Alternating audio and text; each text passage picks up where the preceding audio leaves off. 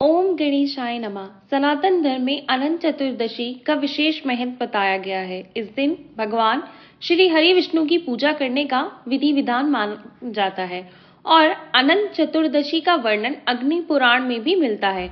और इस दिन भगवान विष्णु के निमित्त व्रत रखकर अगर पूजा की जाए तो जीवन में आई समस्त परेशानियां दूर हो जाती हैं और भगवान श्री विष्णु सदैव आप पर और आपके संपूर्ण परिवार पर कृपा बनाए रखते हैं। हर साल भाद्रपद माह के शुक्ल पक्ष की चतुर्दशी पर अनंत चतुर्दशी मनाई जाती है और इस दिन गणपति भगवान की मूर्ति का विसर्जन भी किया जाता है। अग्नि पुराण के अनुसार इस दिन भगवान श्री हरि विष्णु के अनंत रूप की पूजा की जाती है और इस दिन भगवान विष्णु के साथ अनंत सूत्र भी पूजा जाता है, जिसे पूजा करने के बाद एक बाजू में धारण कर लिया जाता है। हिंदू धार्मिक मान्यताओं के अनुसार अनंत चतुर्दशी के दिन श्री विष्णु ने 14 लोकों की संरचना की थी और उनके पालन और पोषण के संरक्षण के लिए भगवान 14 रूपों में स्वयं प्रकट हुए थे। ये रूप अनंत प्रतीत होने लगे, इसलिए इन्हें अनंत नाम दिया गया था। अनंत चतुर्दशी के दिन अनंत सूत्र धारण करने से भगवान विष्णु सभी भय दूर करते हैं, अपने भक्तों पर कृपा करते हैं और धार्मिक मान्यताओं के अनुसार अनंत सूत्र बुरी नजर से भी सुरक्षा प्रदान करता है। सूत्र में लगी 14 कांठें 14 लोकों का प्रतिनिधित्व करती हैं। ये 14 लोक हैं भरलोक, भुवरलोक, स्वर्लोक, महरलोक, जानलोक, तपोलोक, ब्रह्मलोक, अतल वितल, सतलज, तलात, मातल और पाताल लोक। इन 14 गांठों को भगवान श्री हरि विष्णु के 14 रूपी यानी कि अनंत ऋषिकेश, पद्मानव, माधव, बैकुंठ, श्रीधर, त्रिविक्रम, मधुसूदन, वामन, केशव, नारायण, दामोदर और गोविंद का भी प्रतीक माना जाता है। ऐसी मान्यता है कि जो भी व्यक्ति अनंत चतुर्दशी से अगले दिन या पूरे 14 वर्ष तक अनंत चतुर्दशी का व्रत धारण करता है, पूजा पाठ करता है और 14 गांठों वाले इस अनंत सूत्र को बांधता है, उसे भगवान श्री हरि विष्णु की कृपा से अंत में वैकुंठ लोक की प्राप्ति होती है। प्रिय भक्तजनों, आज के इस वीडियो में आप जानेंगे कि अनंत चतुर्दशी की सबसे सरल और आसान पूजा विधि क्या है। उससे पहले मैं सनातन स्तुति सुनीता की ओर से आप सभी को अनंत चतुर्दशी की हार्दिक शुभकामनाएं देती हूँ। अनंत चतुर्दशी के दिन व्रत रखने वाले भक्तों को सुबह ब्रह्म मुहूर्त में उठकर स्नान करके भगवान श्री नारायण को प्रणाम करके इस दिन की शुरुआत करनी चाहिए। इसके बाद घर की साफ सफाई करके गंगा जल मिले हुए पानी से स्नान करके अगर संभव हो तो पवित्र नदी में भी स्नान कर सकते हैं। फिर आचमन करके पीले रंग के वस्त्र धारण करें।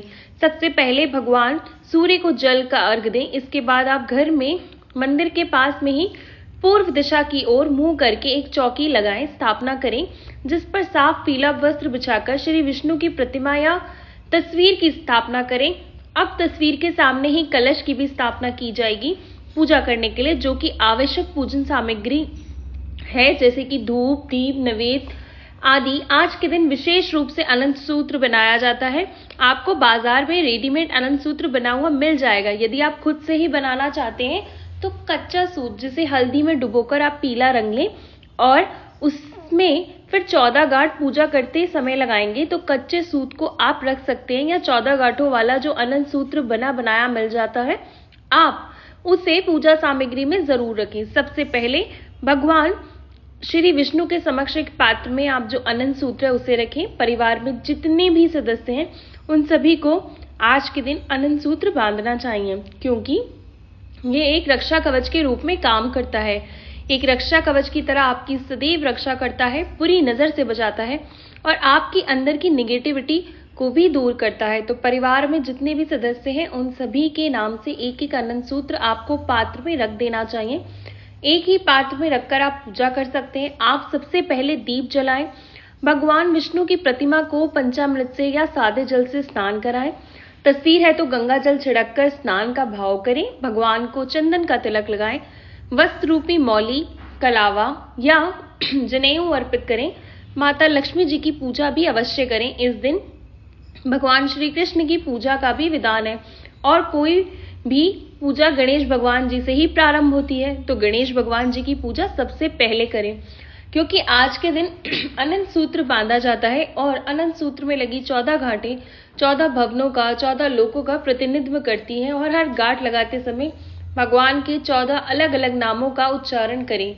तो आपको मैंने ये नाम पहले अभी बताए थे, वही 14 नाम आपको बोलने हैं और आप चाहें तो इन मंत्रों को भी बोल सकते हैं। नामों का उच्चारण आप हर गांठ लगाते समय कर सकते हैं। ये नाम है ओम अनंताय नमः, ओम ऋषिकेश नमः, ओम पद्मानभ नमः, ओम माधवा नमः, ओम वैकुंठा नमः, ओम श्रीधराय नमः, ओम त्रिवंकरा नमः, ओम मधुसूदना नमः, ओम वामनाय नमः, ओम केशवा नमः, ओम नारायणा नमः, ओम दामोदर नमः, ओम गोविंदाय नमः।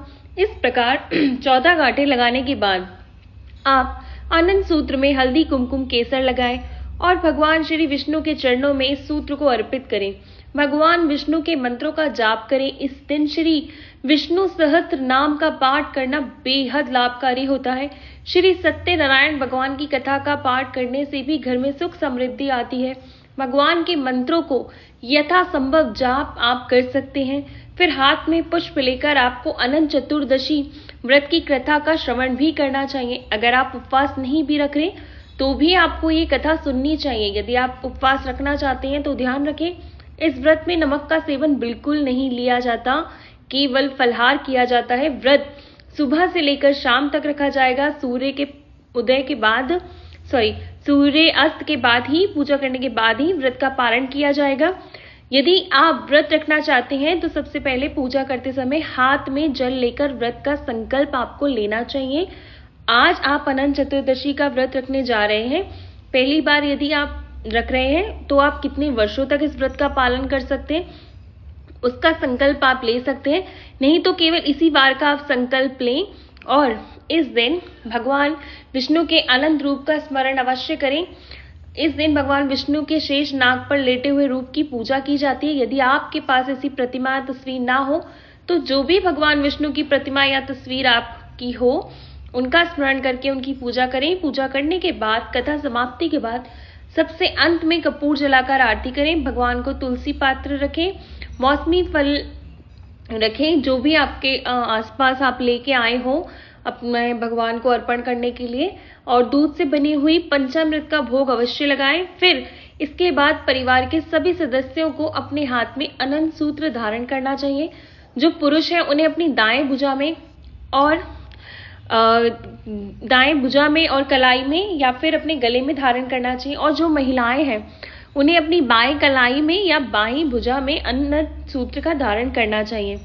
अनंत सूत्र को शरीर के ऊपरी हिस्से में ही धारण किया जाता है और अनंत सूत्र बांधने के बाद आप 14 ब्राह्मणों को, यदि आपकी सामर्थ्य है तो उन्हें घर पर बुलाकर सात्विक भोजन करा सकते हैं 14 की संख्या में। आज के दिन दान देना शुभ होता है। और अनंत सूत्र बांधते समय एक बात आपको ध्यान रखनी है कि आपने पिछले साल वाला जो अनंत सूत्र अभी भी धारण किया है, अगर आपने पहले किया है तो सबसे पहले पुराने अनंत सूत्र को आपको विसर्जित करना होगा, उसे हाथ से हटाना होगा।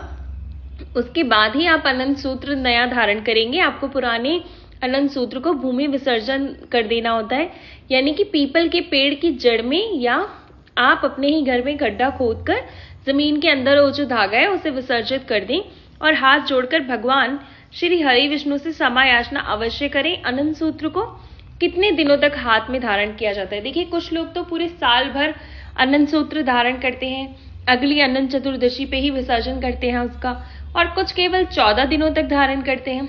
जिनकी सामर्थ्य ऐसी भी ना हो वे 14 घंटे तो अवश्य धारण करें, और ऐसा करने से आप पर श्री हरि विष्णु की विशेष कृपा जरूर होगी। अनंत सूत्र खोलने के बाद आप उसे किसी पवित्र जगह पे रख दें ताकि किसी प्रकार की अशुद्धि ना हो, और जब अगले साल अनंत चतुर्दशी पर्व आए तो आप इस अनंत सूत्र को भूमि विसर्जन कर दें।